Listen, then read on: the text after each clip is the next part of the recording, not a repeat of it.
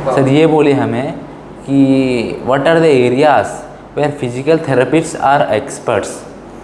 In the physiotherapy there is a specialization courses, मतलब बहुत सारे एक्सपर्ट्स हो गए हैं कि हर फील्ड में आप देखते हैं। कभी आप दिखाना जाते हैं, हॉस्पिटल जाते हैं, तो आप देखते हैं कि न्यूरोलॉजिस्ट डॉक्टर होते हैं, न्यूरो फिजिशियन होते हैं, कार्डियक सर्जन होते हैं, कार्डियोलॉजिस्ट होते हैं, जनरल मेडिसिन होते हैं। उसी तरह से फिजियोथेरेपिस्ट में भी देयर आर स्पेशलाइजेशंस। सबसे मेन है कि अगर आपको ब्रेन और स्पाइनल कोड का प्रॉब्लम होता है तो डैट कम्स अंडर न्यूरोलॉजी। तो फिजियोथेरेपी न्यूरोलॉजी में आता है, उसमें एक्सपर्ट्स होते हैं जो मास्टर करने के बाद।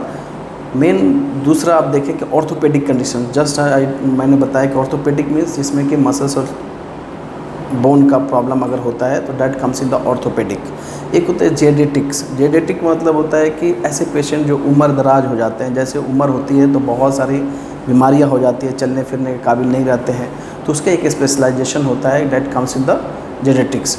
सबसे मेन आजकल समाज में आप देखेंगे कोरोना काल के बाद कि जो सबसे ज़्यादा कोरोना आया उसमें मेन प्रॉब्लम हुआ कि लंग्स में, तो there is also cardiopulmonary physiotherapist होते हैं। मेन काम होता है कि हम कफ अगर हमारे बॉडी के अंदर में हो गया, हमारे लंग्स में अगर है, तो उसको हम कैसे निकालना है, तो that comes in the cardiopulmonarist, that is specialise in the physiotherapist. और सबसे वास्ट रोल है वर्ल्ड वाइड। आप देखते हैं कि अगर आप टीवी देखते हैं तो आप देखते होंगे कि कोई भी अगर पेशेंट, कोई भी एथलीट है ना, अगर फील्ड में गिरता है तो एक फिजियोथेरेपिस्ट आते हैं और फिजियोथेरेपिस्ट उसको चेक करते हैं, देखते हैं कि उसका मसल्स का स्ट्रेन है नहीं है, फिर उसके बाद उसको अलाउ करते हैं कि आप खेल सकते हैं नहीं खेल सकते हैं। तो मेनली फिजियोथेरेपी सबसे ज़्यादा आजकल रोल है पूरे वर्ल्ड वाइड में।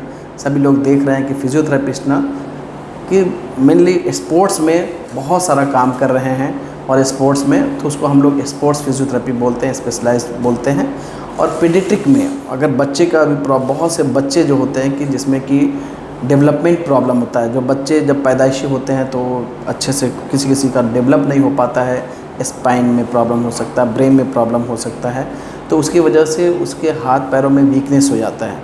तो उस वीकनेस को ख़त्म करने के लिए, और देखता हूँ कि सीपी चाइल्ड होते हैं, cerebral palsy, down syndromes patients होते हैं, मस्कुलर डिस्ट्रॉफी पेशेंट्स होते हैं। तो ऐसे बच्चे जो होते हैं कि जिसमें कुछ न कुछ परेशानी है, एक बाय बर्थ हो सकता है, आफ्टर बर्थ हो सकता है, तो उसमें फिजियोथेरेपिस्ट रोल करता है। तो एक अलग स्पेशलाइज है उसका फिजियोथेरेपी पीडियाट्रिक्स सबसे। और एक नया एडवांस आजकल के चल गया है कि फिजियोथेरेपी इन गायनिकोलॉजी में मेनली क्या होता है कि आप देखोगे कि बड़े बड़े शहरों में या आजकल जो एजुकेटेड पीपल हैं वो जानते हैं कि डिलीवरी कंडीशंस में जनरली आप देखो कि फर्स्ट ट्राइमेस्टर, सेकंड ट्राइमेस्टर और थर्ड ट्राइमेस्टर जो होता है फिजियोथेरेपी होता है, और उसमें बच्चा आसानी से डिलीवर हो सके उसके लिए बहुत सारे एक्सरसाइजेज होते हैं। और ऐसा एक्सरसाइज करके पेशेंट को क्या होता है कि बहुत सारे इंजरी से बचाया जा सकता है। और आप पोस्ट डिलीवरी के बाद बहुत सारे जो एब्डोमिनल मसल्स जो होते हैं कि जो बढ़ जाते हैं, उसको कम करने के लिए अगर हम रेगुलर एक्सरसाइज करें तो उसको ठीक कर सकते हैं। तो that is specialized comes in the physiotherapy in gynaecology. तो वर्ल्ड अभी हर डिपार्टमेंट में, हर कंडीशंस में there is a role of the physiotherapy.